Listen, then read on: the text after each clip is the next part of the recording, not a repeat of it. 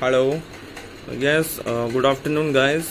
My name is Akshay Pradevda, and I'm basically from Mansha, Punjab. But now I am living in Mohali right now. तो बच्चों, आज का जो हमारा lecture होएगा वो एक्टिव और पैसिव के जो हमने रूल्स आज फॉलो करने हैं, इसके रिलेटेड हम एक आज वीडियो लेक्चर मैं आपको अभी बनाने जा रहा हूँ। तो आपको इसमें बहुत फ़ायदा होगा और इसमें आपको वोकैब भी बताऊँगा जो हम सेंटेंस के बीच में हम उसको ग्रैब करेंगे। ठीक है, तो सबसे पहले हम लिखेंगे एक्टिव और पैसिव। एक्टिव और ये पैसिव। ठीक है, ये देखो अभी इन दोनों के बीच में क्या डिफरेंस होता है। ठीक है, एक्टिव में सबसे पहले आता है सब्जेक्ट। सब्जेक्ट होता है जो चीज़ करने वाली होती है ना, उसको हम कहते हैं सब्जेक्ट। ठीक है, उसके बाद आती है हमारी वर्ब। वर्ब कोई भी हो सकती है, जैसे कि फर्स्ट फॉर्म हो गई, सेकंड फॉर्म हो गई और थर्ड फॉर्म हो गई। ठीक है, उसके बाद आता है बच्चों ऑब्जेक्ट। ठीक है, ऑब्जेक्ट कैसे होते हैं कि उसके दोबारा लगाया जाता है कि कौन कौन सा काम क्या कर रहा है, उसको कहते हैं हम ऑब्जेक्ट। ठीक है, अभी वर्ब के फॉर्म के साथ हम आईएनजी भी लगा सकते हैं। ये बच्चों टेंस पे डिपेंड करेगा कि हाँ कौन सा टेंस होएगा। ठीक है, सबसे पहले क्या आएगा सब्जेक्ट। ये आपने रूल याद रखना है क्योंकि आपको बहुत काम आएंगे ये। ठीक है, सेकंड में क्या आएगी वर्ब आएगी, वर्ब। और थर्ड में क्या आएगा ऑब्जेक्ट। ठीक है, और अभी आ जाओ पैसिव में। पैसिव बच्चों थोड़ा सा जो बिगनर होंगे ना बच्चों, उनको थोड़ा सा डिफ़िकल्ट लगेगा क्योंकि ये थोड़ा सा उनके मुताबिक ये मतलब डिफ़िकल्ट होएगा काम। तो आपने ध्यान से समझना है पैसिव क्या होता है। जो चीज़ किसी के द्वारा काम किया जाता है उसको हम कहते हैं पैसिव। ठीक है, मैं आपको एग्जांपल भी देता हूँ। जैसे कि हमने कहना हो कि ये नोट मेरे द्वारा लिखा गया है। ठीक है, अभी इसमें ऑब्जेक्ट भी है। ठीक है, इसमें ऑब्जेक्ट भी है, सब्जेक्ट भी है। जहाँ पे बच्चों दोबारा आ जाए ना, दोबारा कि उसके द्वारा लिखा गया है, तो वो पैसिव होता है। पैसिव के भी दो रूल होते हैं। देखो फर्स्ट रूल क्या है, इसमें सब्जेक्ट सबसे पहले तो ऑब्जेक्ट ही होता है इसमें, ऑब्जेक्ट। ठीक है, प्लस हेल्पिंग वर्ब। ठीक है, इसके हेल्पिंग वर्ब के बाद हम लगाते हैं बी। अभी ये जो बी है ना, बी, इसका मेन मोटिव ये होता है पैसिव में कि हेल्पिंग वर्ब के बाद हमेशा बी लगाना ही होता है, तभी वो दोबारा के रूप में जाना जाता है। अभी बी के बाद हमेशा हमेशा थर्ड फॉर्म लगेगी बच्चों, थर्ड फॉर्म, हमेशा थर्ड फॉर्म लगेगी। इसके बाद ये रट्टा नहीं लगाना है कि हाँ थर्ड फॉर्म लगानी ही लगानी है। ये बच्चों रूल होता है कि बी के बाद हमेशा हमने लगानी है थर्ड फॉर्म। ठीक है, प्लस उसके बाद लगता है बाय। ठीक है, ये बाय कहाँ से यूज होएगा कि उसके दोबारा ये काम किया गया है, वो उसके साथ ये दोबारा, मैं आपको लिख देता हूँ, ये दोबारा हो गया। ठीक है, उसके बाद हमने लिखना है सब्जेक्ट। ये आपने रूल याद रखना है बच्चों, ये रूल नंबर 1 है। अभी रूल नंबर 2 पे आ जाओ। इसमें बस आपने ये करना कि ऑब्जेक्ट पहले आएगा। इसमें ऑब्जेक्ट क्या आएगा पहले, जो काम करना है वो पहले आएगा। ठीक है, अभी इसमें रूल दूसरा क्या है, रूल इसमें दूसरा भी यही है कि object plus helping verb plus be plus third form plus by plus subject. आप ये सोच रहे होंगे कि ऊपर वाला सेम ही मैंने लिख दिया। बच्चों अभी ध्यान से देखना।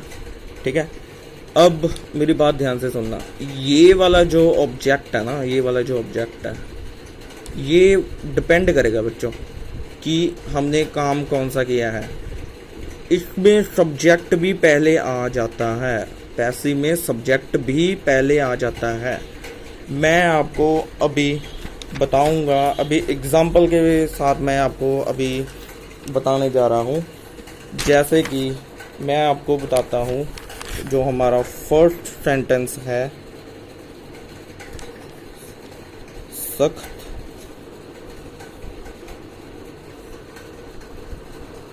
कार्रवाई करनी है। ठीक है, ये देखो अभी सख्त कार्रवाई करनी है। अभी बच्चों ये ध्यान से देखो, ये वाला सेंटेंस ध्यान से देखो। ये कार्रवाई करने वाला कौन है? यहाँ पे कार्रवाई करने वाला कौन है? कोई नहीं है ना, तो ये हो गया पैसिव, ये पैसिव हो गया बच्चों। ठीक है, ये हमारी फर्स्ट स्ट्रक्चर है, जो है इज टू, M2 और R2। ठीक है, ये हमारी फर्स्ट स्ट्रक्चर है बच्चों।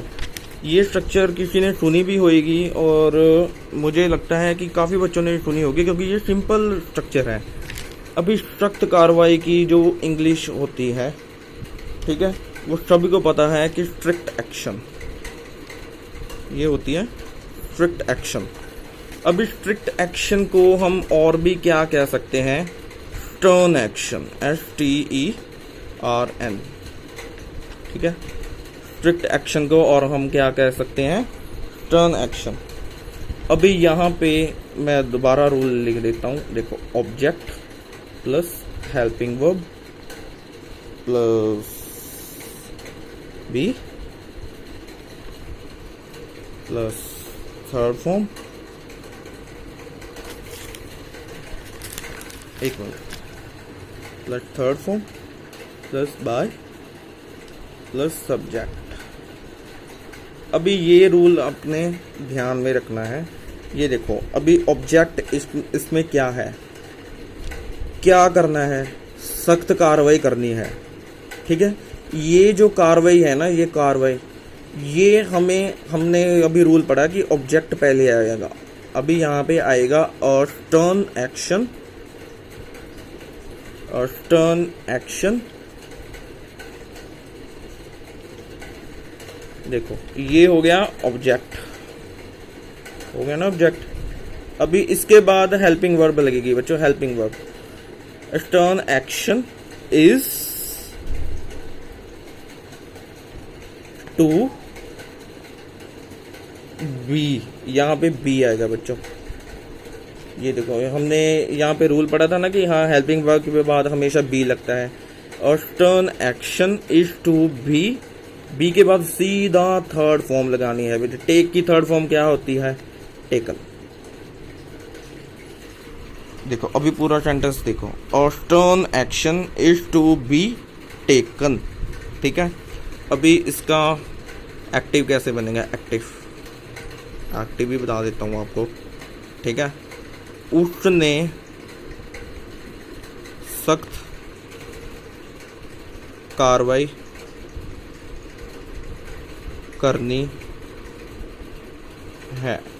अभी बच्चों ध्यान से देखो, ये हमारा सेंटेंस है ना, जो ये एक्टिव है बच्चों, एक्टिव। इसमें सख्त कार्रवाई करने वाला कौन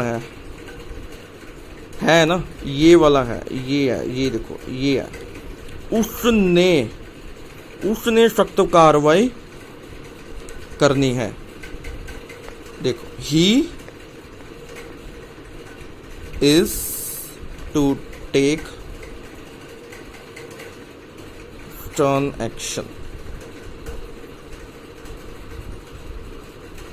ठीक है बच्चों, ये होता है दोनों में डिफरेंस, एक्टिव और पैसिव। ये जो हमारी फर्स्ट स्ट्रक्चर थी, ये थी इज टू, M2 और R2।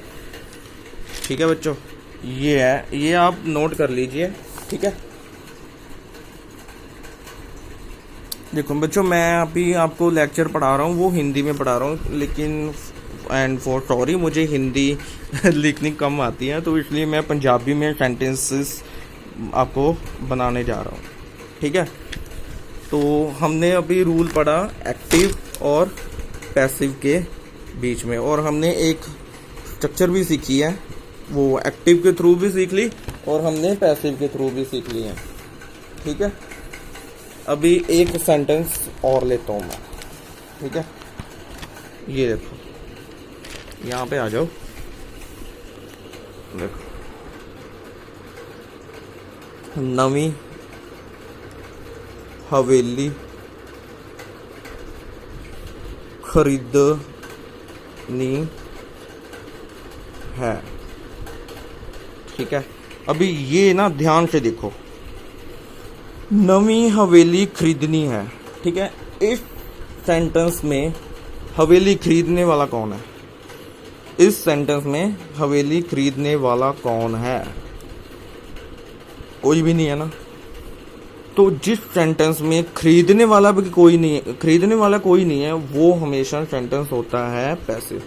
या इसमें ना हम आपने बस कंफ्यूज नहीं होना, सेंटेंस को ध्यान से पढ़ना है और उसको इम्प्लीमेंट करना है। ठीक है, और यहाँ पे आएगा new villa, new villa is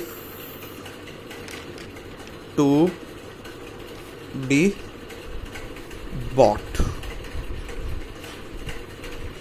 A new villa is to be bought। ये वही स्ट्रक्चर है बच्चों, is to M to R2।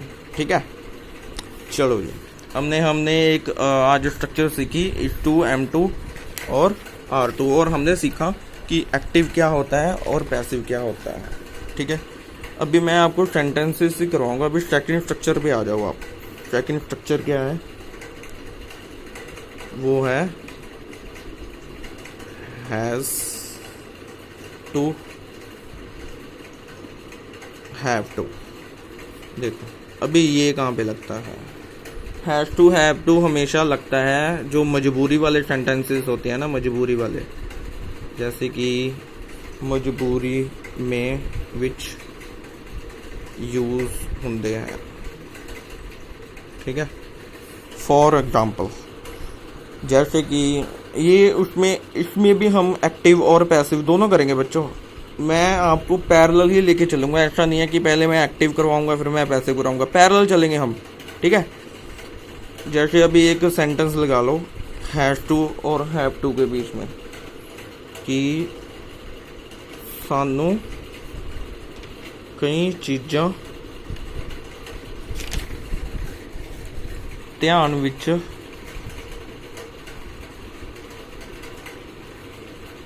रखनियां, ध्यान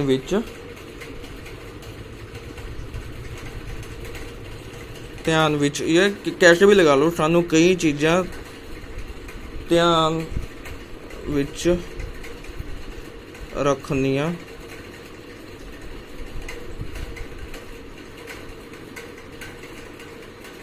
पैंदियां हन। ठीक है, अभी ये जो सेंटेंस है ये है एक्टिव। इसमें ध्यान रखने वाला कौन है? हम है ना, ये देखो, ये है हम। ठीक है, तो इसकी इंग्लिश बनेगी we have to consider many things. We have to consider many things. ठीक है, ये हमारा एक्टिव है। एक्टिव क्यों है? एक्टिव क्यों है? क्योंकि इसमें सेंटेंस है सानू कई चीज़ां ध्यान विच रखनियां पैंदियां हन। ठीक है, ये एक्टिव क्यों है? क्योंकि इसमें सब्जेक्ट पहले लगा हुआ है बच्चों, सब्जेक्ट पहले लगा हुआ है। ये सब्जेक्ट क्या है? सब्जेक्ट वी, सानू, we have to consider many things. अभी इसका उल्ट ले लो, बच्चों। जैसे कि हमने लिखा है कई चीज़ां ध्यान विच रखनियां हन। अभी ये क्या है, अभी ये जो सेंटेंस है ये पैसिव है, पैसिव। इसमें ध्यान रखने वाला कौन है, कई चीज़ों का ध्यान रखने वाला कौन है, कोई भी नहीं है, तो इसमें ऑब्जेक्ट पहले आएगा। ठीक है, यहाँ पे आएगा मैनी थिंग्स। ये जो होता है ना सब्जेक्ट ऑब्जेक्ट, ये पहले आ जाता है बच्चों। मैनी थिंग्स हैव टू, अभी रुक जाओ यहाँ पे देखो, मैनी थिंग्स हैव टू। अभी सोच रहे होंगे आप कि यहाँ पे कंसीडर आएगा, नहीं बच्चों, टू के बाद हमेशा आपने बी लगाना ही लगाना है। बी के बाद सीधा थर्ड फॉर्म, मैंने आपको फर्स्ट स्ट्रक्चर में बताया था कि बी के बाद हमेशा हमने थर्ड फॉर्म लगानी है। पैसिव में बी लगता है हमेशा, be. Many things have to be, be के बाद थर्ड फॉर्म क्या आएगा, considered. Many things have to be considered. ये बच्चों स्ट्रक्चर्स काफ़ी इजी हैं, अगर आप इसको डेली आप रूटीन बना लो तो ये आप भूल ही नहीं सकते। ठीक है, तो क्या आएगा, many things have to be considered. आ जाओ बच्चों, और हमारी जो थर्ड स्ट्रक्चर है वो है हैड टू।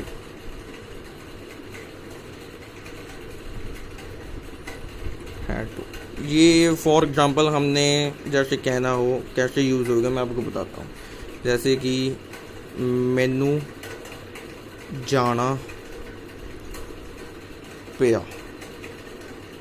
ठीक है, इसमें भी मजबूरी आ रही है कि हाँ मैनू जाना पिया, तो हम इसमें एक्टिव और पैसिव कैसे यूज़ करेंगे अभी आपको मैं बताने जा रहा हूँ। जैसे फॉर एग्जांपल मैं आपको बताने जा रहा हूँ, मैनू बहुत पैसे खर्चने पे।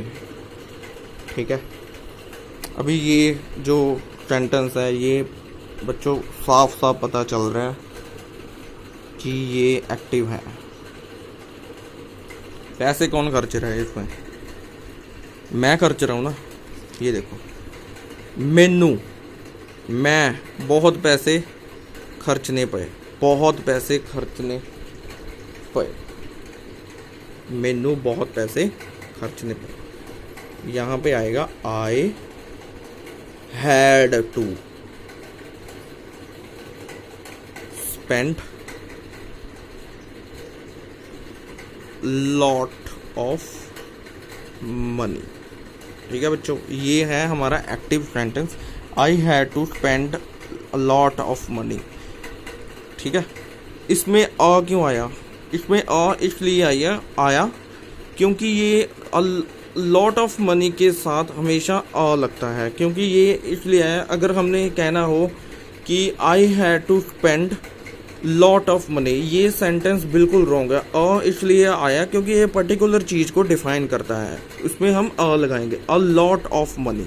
ठीक है, अभी मैं इसका आपको सिनोनिम्स बताने जा रहा हूँ। लॉट ऑफ मनी को और आपको आप क्या कह सकते हैं, ठीक है, और आप क्या कह सकते हो, बिग चंक्स ऑफ मनी, आप ये भी कह सकते हो। और क्या कह सकते हो, hefty amounts of money, hefty amounts of money. ठीक है बच्चों, आप ये भी कह सकते हो। अभी इसका पैसे भी ले लो हम। ठीक है, बहुत पैसे खर्चने पे, खर्च करने पे। ठीक है, अभी ये क्या है, ये क्या है, ये है पैसिव। इसमें खर्च करने वाला कौन है, खर्च करने वाला कोई भी नहीं है। ठीक है, a big chunk of money, a big chunk of money had to, तो ये स्ट्रक्चर ही होगी बच्चों, ये हैड टू स्ट्रक्चर होगी। इसके बाद मैंने आपको बताया था कि क्या लगेगा, बी।